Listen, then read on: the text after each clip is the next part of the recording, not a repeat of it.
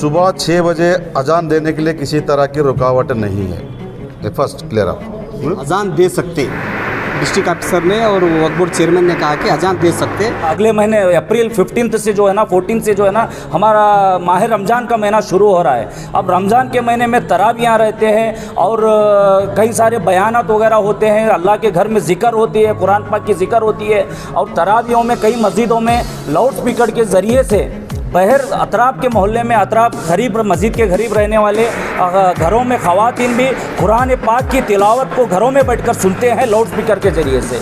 लेकिन ये लोग कहते हैं कि सिर्फ मस्जिद में अजान के लिए अलाउड है और दूसरा कोई बयान नहीं होना, कोई कुरान पाक की तिलावत नहीं होना, बल्कि ये लोग स्टेटमेंट दे रहे हैं। मैं पूरी तरीके से इस चीज़ को कंडेम करता हूँ। और आने वाले दिनों के अंदर रमज़ान भी करीब आने की वजह से लोगों को थोड़ा बहुत तकलीफें होने का चांसेस ज़्यादा है, तो वो टाइमिंग भी हम कम कराने की कोशिश करेंगे। जी, इससे ये मालूम होता है कि यहाँ पर मुस्लिम कम्युनिटी को टारगेट किया जा रहा है, तो हम इसके सख्त की सख्त मरम्मत करते हैं। वक्फ बोर्ड के कंधे पे बंदूक रख करके जो इस इशू को उठाया जा रहा है, ये बिल्कुल गलत है।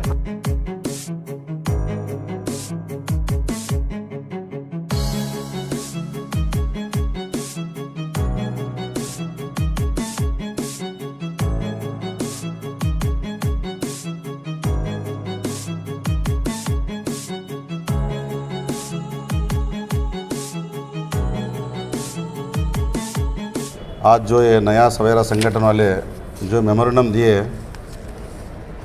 तो उसका जो भी है, इन्होंने जो मेमोरेंडम के अंदर जो लिखे हुए हैं, तो उस पर हम गौर करते हुए, और रही बात जो सरकार का नहीं बोर्ड का जो सर्कुलेशन है, वो सर्कुलेशन के हिसाब से देखा जाएगा तो रात में 10 बजे से लेकर सुबह 6 बजे तक का मसला है। ये मसले के तहत मैं आपको रोशनी डालना चाहता हूँ। सुबह 6 बजे अजान देने के लिए किसी तरह की रुकावट नहीं है। ये फर्स्ट क्लियर आप उसके बाद उसके अंदर 6 बजे के अंदर कुछ भी हमारे कुछ प्रोग्राम्स है या बयानात है, कुछ भी आएंगे तो वो लाउड स्पीकर में बाहर आवाज़ नहीं आना, अंदर ही आप कुछ कर सकते हैं, तो उसके लिए किसी तरह की रुकावट नहीं। और बाकी के दिन भर के जो भी हमारे प्रोग्राम हैं नमाज के सिलसिले में, उसके अंदर कहीं भी ये नहीं है कि भाई अजान लाउड स्पीकर में देना नहीं देना, बल्कि क्या भी नहीं देना ही है, उसको रुकावट कहीं भी नहीं है। सही बात। और दूसरी बात तो तकलीफ़ जो हो रही है खाली सुबह का जो 6 का जो मसला है, तो इंशाअल्लाह तो इसको भी हम लोगों ने बोर्ड के सामने ला के, अब आने वाले दिनों के अंदर रमज़ान भी करीब आने की वजह से लोगों को थोड़ा बहुत तकलीफें होने का चांसेस ज़्यादा है, तो वो टाइमिंग भी हम कम कराने की कोशिश करेंगे आने वाले दिनों के अंदर बोर्ड के साथ डिस्कशन कर। अस्सलाम वालेकुम रहमतुल्लाहि बरकातहू। आज जो हम नया सवेरा संगठन के जानिब से हम एक डिस्ट्रिक्ट वक्फ ऑफिसर को और डिस्ट्रिक्ट जो वक्फ प्रेसिडेंट को हम एक मेमोरेंडम दिए हैं। ये मेमोरेंडम का मकसद ये था कि यहाँ पर जो शाम में 10 बजे से लेकर सुबह 6 बजे तक लाउड स्पीकर में क्या मालूम है कुछ बयान और अजान, सुबह की अजान नहीं देना बोलकर चंद सोशल मीडिया में और मीडिया में पेपर्स में वगैरह आ गया था। तो हमने यहाँ पर डिस्ट्रिक्ट ऑफिसर को आकर हमने उसके बारे में पूरा उनको बातचीत की, तो उन्होंने कहा कि अजान दे सकते, डिस्ट्रिक्ट ऑफिसर ने और वक्फ बोर्ड चेयरमैन ने कहा कि अजान दे सकते, और जो दूसरे बयानात है वो बयानात वगैरह नहीं कर सकते उन्होंने कहा।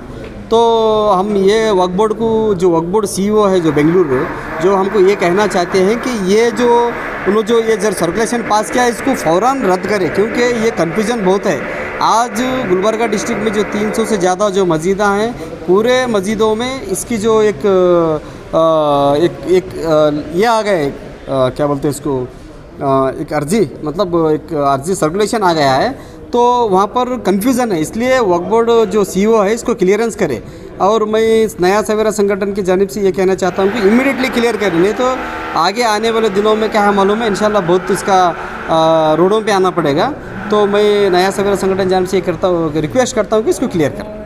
हमारे नया सवेरा संगठन के जानिब से वक्फ बोर्ड ऑफिसर हज़रत अली सर और वक्फ के डिस्ट्रिक्ट चेयरमैन अतनूर साहब से आज हमारी एंटायर टीम ने मुलाकात कर उनसे जिस तरीके से कल से जो एक सेकुलर के सर्कुलर जो आया था मस्जिदों में और दरगाहों में रात के 10 बजे से लेकर सुबह 6 बजे तक जो है ना लाउड स्पीकर यूज़ नहीं करना बोलकर एक ऐलान ने वक्फ बोर्ड की तरफ से सर्कुलर आया था।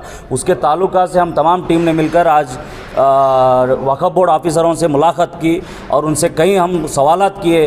तो वो सवालात में हमारे डिस्ट्रिक्ट ऑफिसर हज़रत अली साहब ने हमको क्लेरिफिकेशन ये दिया है कि जिस तरीके से वो सर्कुलर में जो पॉइंट्स हैं, point number 3 and point number 4, वो पॉइंट नंबर 3 में यहाँ पर मेंशन ये किया गया है कि सर्कुलर में यहाँ पर सुबह रात के 10 बजे से लेकर सुबह 6 बजे तक कोई मस्जिद में या दरगाहों में लाउड स्पीकर इस्तेमाल नहीं करना बोल के यहाँ पर मेंशन किया है। और हमने यहाँ पर आकर उनसे हमने सवाल किए तो वो हमको क्लेरिफिकेशन ये दे रहे हैं कि हमने ये नहीं कहा है कि मस्जिद में सुबह रात के 10 बजे से लेकर सुबह 6 बजे तक अजान मत दो बोल के हम नहीं बोल रहे वो लोग। लेकिन हम फिर भी हम लोग कंडेम करते हैं किस बात को लेकर, वो तो रात के 10 बजे से लेकर 6 बजे तक की जो बात उन्होंने कर रहे हैं ये चीज़ को हम एक्सेप्ट नहीं करते। अजान छोड़कर भी मस्जिदों में जिस तरीके से अब आने वाले कुछ अगले महीने अप्रैल 15 से जो है ना 14 से जो है ना हमारा माह रमज़ान का महीना शुरू हो रहा है। अब रमज़ान के महीने में तरावियाँ रहते हैं और कई सारे बयानात वगैरह होते हैं, अल्लाह के घर में ज़िक्र होती है, कुरान पाक की ज़िक्र होती है। और तरावियों में कई मस्जिदों में लाउड स्पीकर के ज़रिए से बहर अतराफ़ के मोहल्ले में अतराफ़ करीब मस्जिद के करीब रहने वाले घरों में ख़वातीन भी कुरान पाक की तिलावत को घरों में बैठकर सुनते हैं लाउड स्पीकर के ज़रिए से। लेकिन ये लोग कहते हैं कि सिर्फ मस्जिद में अजान के लिए अलाउड है और दूसरा कोई बयान नहीं होना, कोई कुरान पाक की तिलावत नहीं होना बोल के ये लोग स्टेटमेंट दे रहे हैं। मैं पूरी तरीके से इस चीज़ को कंडेम करता हूँ और उन लोगों को भी हमने साफ अल्फाज में हमने बोले हैं कि ये आने वाले दिनों में आप लोग किसी भी तरीके से इस चीज़ को इसको विड्रॉल कर जिस तरीके से पहले हमारी मुस्लिम कम्युनिटी मस्जिदों में दरगाहों में जिस तरीके से उसको हम इस्तेमाल करते थे लाउड स्पीकर को, उसी तरीके से इस्तेमाल करने के लिए हमको पूरी तरीके से इजाज़त देना बोल के हमने उन पर प्रेशर डाले हैं। इंशाल्लाह वो चीज़ भी हमको हमारे को एक्सेप्ट करें, हम पूरी तरीके से वहाँ पर बात करके इसको ख़त्म करता हूँ बोल के बोले। इतना कहते हो अपनी बात को ख़त्म करता हूँ।